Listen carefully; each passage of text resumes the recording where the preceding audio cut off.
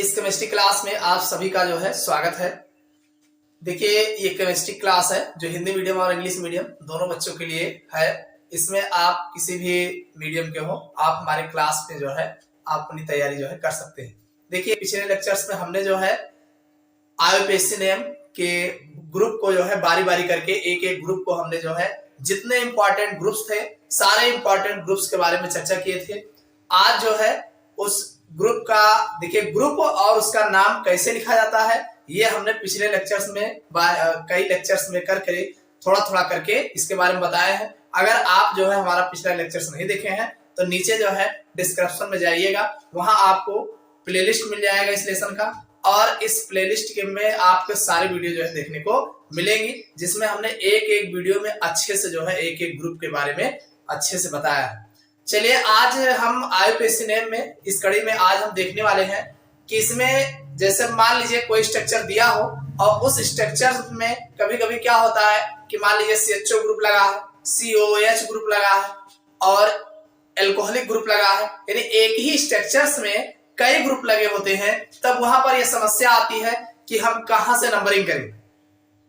अरे भाई, एक ही स्ट्रक्चर में अगर दो या दो से अधिक ग्रुप लगे हुए हैं तो अब आपको वहां यह समस्या आती है कि हम नंबरिंग कहां से करें और नंबरिंग कैसे करें। नंबरिंग करने के बाद नंबरिंग वहीं से किया जाता है जो वार्ता क्रम की तालिका में जो ग्रुप ऊपर होता है वहां से नंबरिंग किया जाता है, और जिसको हम देख के नंबरिंग करते हैं वो हमारा अनुलग्न में जोड़ा जाता है। बाकी जितने छूटे हुए ग्रुप होते हैं उन सबको पूर्व लग्न यानी परफिक्स में लिखा जाता है। तो अब कहां से नंबरिंग करोगे, ये मेन मुद्दा है हमारा। तो आज हम इस वीडियो में एकदम क्लियर कर देने वाले हैं कि हमारा जो नंबरिंग का कौन सा नंबरिंग का ग्रुप होगा, यानी कौन कौन से ग्रुप अगर लगे हैं तो किसको हम प्रायोरिटी देंगे, कहां से नंबरिंग किया जाएगा, इसके बारे में हम डिटेल से जानने वाले हैं।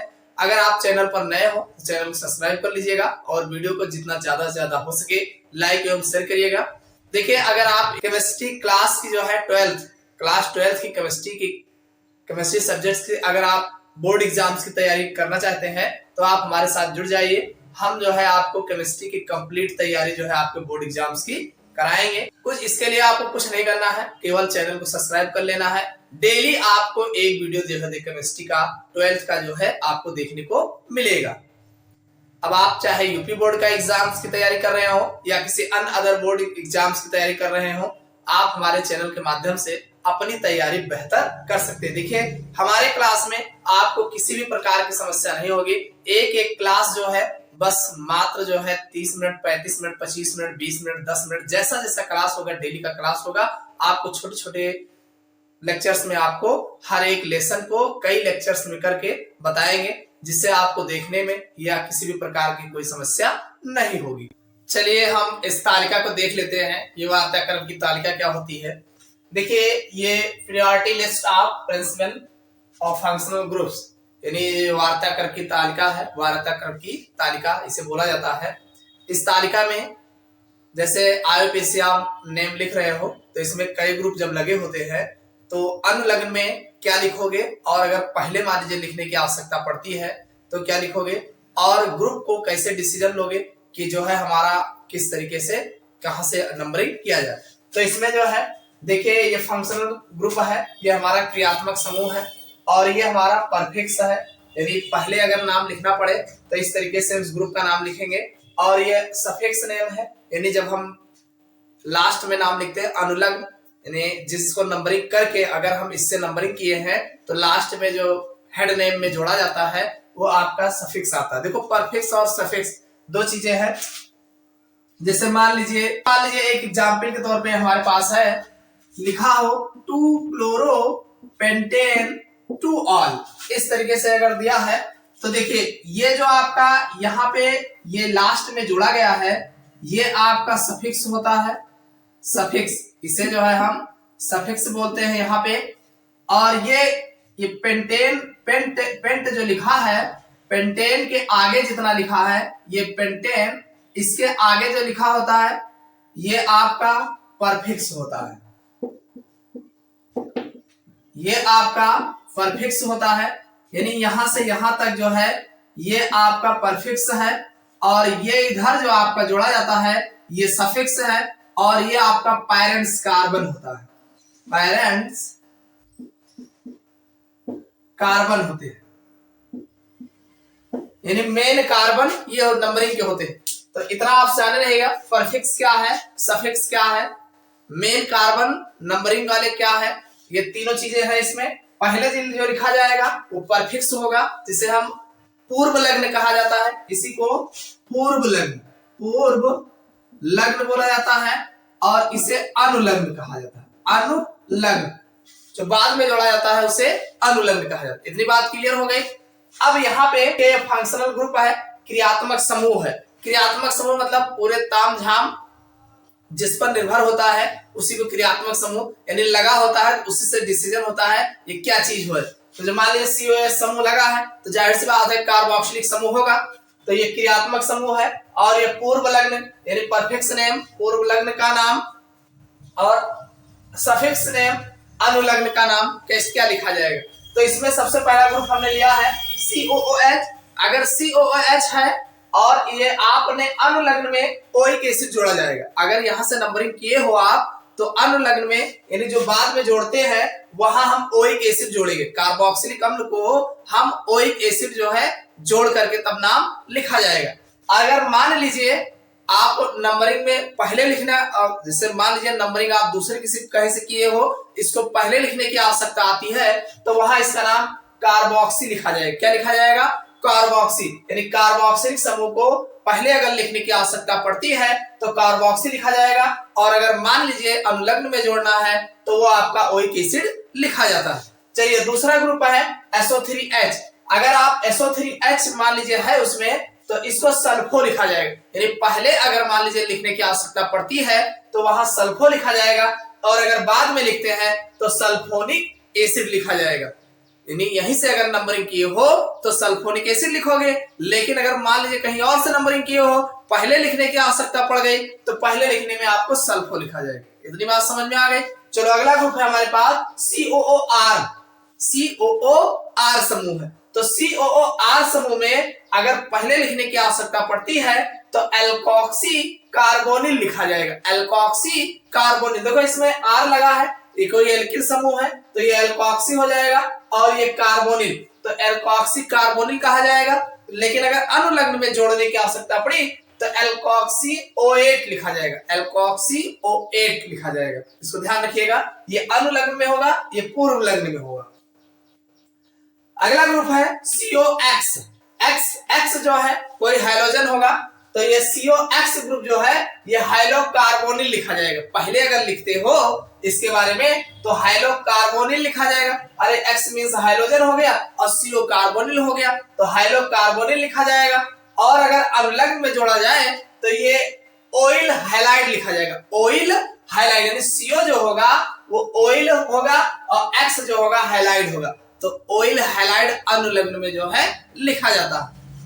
इसी तरीके से CONH2 ग्रुप एस्टामाइड जिसे बोलते हैं, तो एस्टामाइड जो है आपका अगर पहले लिखा जाएगा तो कार्बामोइल लिखा जाएगा, कार्बामोइल, एमाइड ग्रुप लगा है ना, तो CO आपका कार्बामोइल है, तो ये आपका कार्बामोइल हो जाएगा।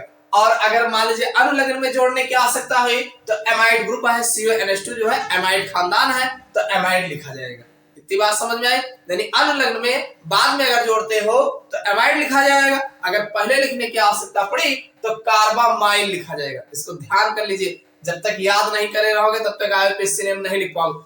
पूरे IUPAC नेम का रीढ़ अगर देखा जाए तो यही आपका पूरे IUPAC नेम का रीढ़ है।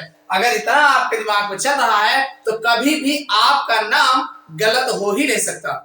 अरे उतना तो सीख ही गए हो, नंबरिंग कैसे करना है, पहले क्या लिखना है, बाद में कैसे लिखना है, इतना तो पता ही हो गया। लेकिन अब क्या लिखना है ये चीज आप यहां से सीख लो। अगर इसको आप नहीं कर पाए, आप नाम कभी भी आप नाम सही नहीं लिख पाओगे। सही नाम अगर लिखना है तो इसको आप समझना है।